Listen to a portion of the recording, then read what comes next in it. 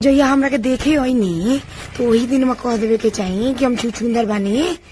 हाँ तो वो दिन कैसे कह दी, हमारो उम्र निकल जात रहे खोखन रहे कि कोसा हुआ कैसनो से बियाह हो जाओ, कहे कि बुढ़ारी में के हमारे के पूछी अब कौन अगुआ इतन पूछ उठावे।